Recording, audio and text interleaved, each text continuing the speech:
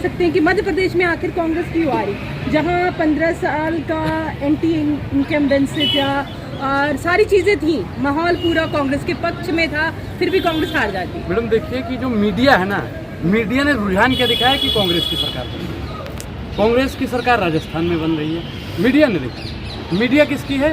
Bharatiya Janata party की है। Bharatiya Janata party का ईवीएम है या नहीं है मैडम, आप बताइए। ईवीएम भारतीय जनता, ईवीएम पे सवाल उठा रहे हैं। मैं तो मैम हर उस चीज पे सवाल उठाऊंगा जो देश पर उंगली उठाने का काम करता है। चाहे आप जैसे पत्रकार जाते हैं तो मैं क्या करूँ, मैं तेलंगाना की मैं पहले आपको बात बता दूं कि तेलंगाना एक छोटा प्रदेश है, ठीक, और उसको जिताया गया। प्रधानमंत्री ने तो कह दिया लीजिए दान में दे रहा हूँ। अगर वहाँ भी प्रधानमंत्री जी को पता चलता है कि यहाँ पे फंडिंग ज़्यादा आ सकती है, यहाँ से हम ज़्यादा धन इकट्ठा कर सकते हैं, तो नरेंद्र मोदी जी वहाँ पे भी बेईमानी करते हैं। मतलब आप सीधे सीधे पीएम मोदी पे आरोप लगा रहे हैं। देखिए मैडम, सिस्टम में बैठे हुए प्रधानमंत्री नरेंद्र मोदी, तो सवाल उन्हीं से बनता है और चुनाव आयोग से बनता है। आपको याद होगा, और आप खबरें भी बहुत अच्छा चलाती, तो आपको मालूम भी होगा कि कुछ दिन पहले ही उद्धव ठाकरे ने कहा था कि चुनाव आयोग चूना लगा हुआ आयोग हो गया। अब वो तो चूना ही लगाएगा। तो सरकार कहती है कि सिर्फ विपक्ष जब हारती है तो ईवीएम का रोना रोती है। मैडम ईवीएम का पे सवाल 2003 से लोग पूछ रहे हैं, और एक समय आपको याद होगा कि लाल कृष्ण आडवाणी जी 2012 से कह रहे हैं कि ईवीएम ईवीएम ईवीएम पे बोल रहे थे। चुनाव आयोग निष्पक्ष नहीं है, बोल रहे थे कि नहीं बोल रहे थे? और आज मैं लाल कृष्ण आडवाणी जी के मुद्दों को उठा रहा हूँ। जी होना चाहिए, बिल्कुल निष्पक्ष चुनाव आयोग को होना चाहिए। तो आपको दिक्कत क्यों हो रही है मैम? भाजपा मैं फिर अपनी भाषा में आ जाऊंगा तो आपको थोड़ा बुरा भी लग सकता है कि मोदी मीडिया को लगती है। मैडम सवाल मैं भाजपा से कर रहा हूँ, और आप पत्रकार हो या प्रवक्ता हो भाजपा? नहीं, आप सवाल पूछिए, तो आप सवाल पूछते सवाल हैं पूछिए कि जब आप जीत जाते हैं तो ईवीएम पे मांग नहीं होती है। आपका दोनों बार मांग होना चाहिए, हम जीते या हारे। मैडम शुरू से हम लोग बोल रहे हैं, अनुराग मुझे जब से बोल रहे तब से कह रहे हैं कि ईवीएम देश की बर्बादी का कारण है, और दुनिया जानती है कि जब तक ईवीएम रहेगा नहीं तब सवाल उठते। क्या चीज मैम? संसद में सवाल क्यों? संसद में देखिए, संसद में किसको बहुमत है? बहुमत किसकी है आप बता दीजिए, आप काबिल पत्रकार हैं। बहुमत नहीं, बहुमत किसकी है? लेकिन आप सवाल मैडम सवाल उठाने वाले को वहाँ से उठा के फेंक दिया जाता है। कितनों का नाम गिनूं? कोर्ट क्यों नहीं जाती? प्रधान आए जो कोर्ट जाएगा उसको न्याय मिलेगा। जो कोर्ट जाता है उसको न्याय मिलता है। जो कोर्ट जाता है उसको न्याय मिलता है, आप बता दीजिए। लश्कर भी तुम्हारा है और सरदार भी तुम्हारा है। तुम सच को झूठ लिख दो, अखबार भी तुम्हारा है। मोदी जी शाम को झूठ बोलेंगे, आप जैसे पत्रकार सुबह से सच साबित करेंगे। मोदी जी सुनिए मैडम, मोदी जी हिटलर से बहुत ज्यादा प्रभावित रहते हैं। पूछे कैसे? क्योंकि हिटलर ने कहा था कि झूठ बोलो, और इतना बड़ा झूठ बोलो कि जनता उसे सच समझते है, और उस झूठ को छिपाने के लिए उससे भी बड़ा झूठ बोलो। क्या प्रधानमंत्री नरेंद्र मोदी झूठ बोलते हैं या नहीं बोलते हैं? मैडम आप बताइए, बोलते हैं या नहीं बोलते? मैडम देखिए, हमको मालूम है आपकी हकीकत, हमको मालूम है आपकी हकीकत, लेकिन दिल बहलाने का ख्याल अच्छा है। आप कैमरे के पीछे हंस रही हैं, आप सामने आके सवाल पूछिए, ज्यादा बेहतर रहेगा। नहीं, मेरा ये कहना है कि हमारे मोदी जी प्रधानमंत्री आदरणीय हैं, हमारे प्रधानमंत्री हैं, हमारे प्रधानमंत्री, हमारे देश के, हमारे मोदी जी। हमने कहा हमारे, मेरे नहीं, हमारे में सब समाहित होते हैं। अच्छा, हमारे में सब समाहित होते हैं, तो यशोदा बहन को छोड़ क्यों दिया मोदी जी ने? उनमें नहीं थी क्या? अब ये तो मोदी जी का पर्सनल है, हम पर्सनल नहीं जाते हैं, हम चुनावी मुद्दे पे रहते हैं। अच्छा, मोदी जी आप मशरूम कैसे खाते हैं ये ठीक है। मोदी जी आप पर्स रखते हैं कि नहीं रखते हैं? मोदी जी आप बाएं हाथ में क्यों दाएं हाथ में घड़ी लगाते? सुनिए, ये सब पर्सनल नहीं है। मोदी जी आम काट के खाते हो कि चूस के? मैं वही तो बता रहा हूँ, क्या वो पर्सनल नहीं था? मोदी जी आम काट के खाते हैं, चूस के खाते हैं। अरे भाई, मोदी जी सीधा खा जाते हैं, क्या मतलब है आपको? वो उनकी अपनी पूछने की, क्वेश्चनिंग करने का तरीका था, ये मेरा नहीं है। खैर, अब मैं ये जानना चाहूंगी कि कहा जा रहा है कि बीजेपी में बहुत डिसिप्लिन है, जो जिसको चाहे प्रधानमंत्री मोदी सीएम बना दे, मैडम ये आपकी शब्द नहीं निकलता है। ये आपकी भूल है। आरएसएस तय करता है कि प्रधानमंत्री कौन बनेगा, मुख्यमंत्री कौन बनेगा, कार्यकारिणी का अध्यक्ष कौन बनेगा।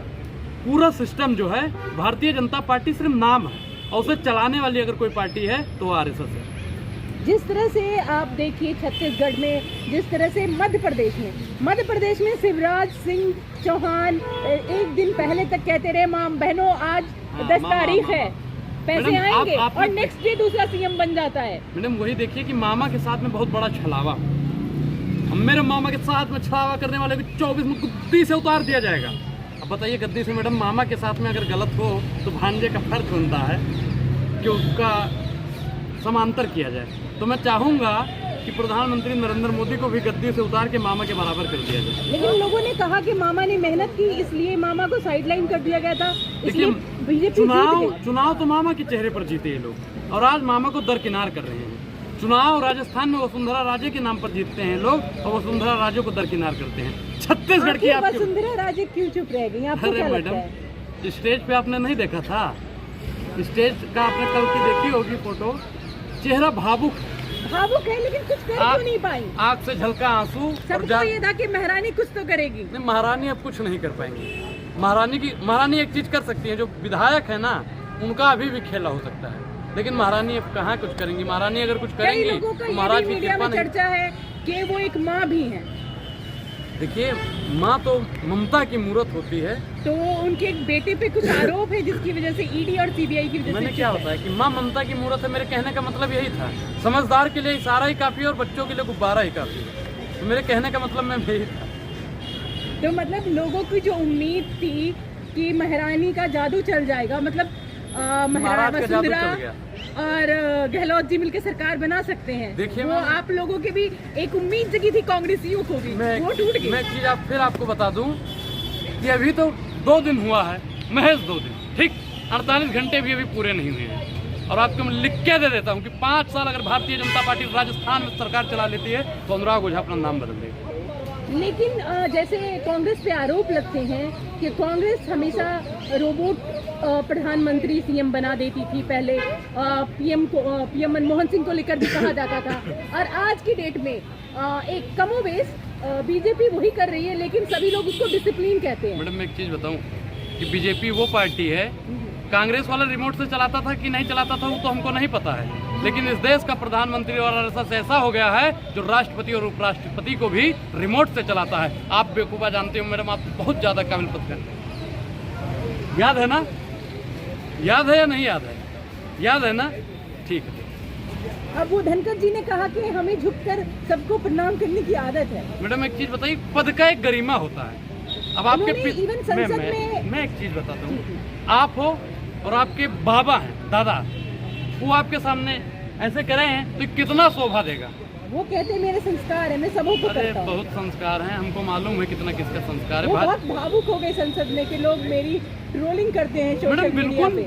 गलत का विरोध सीना ठोक के कीजिएगा, इतिहास आपको बागी कहेगा, तलवा चाटने वाला नहीं। तो आप भी अगर वो काम करती हैं तो मैडम पत्रकारिता कीजिए, चापलूसी नहीं। आपको क्या लगता है 2024 में क्या होने वाला है? मैडम बहुत बड़ा बदलाव होगा, तख्त बदल देंगे, जज्बात बदल देंगे।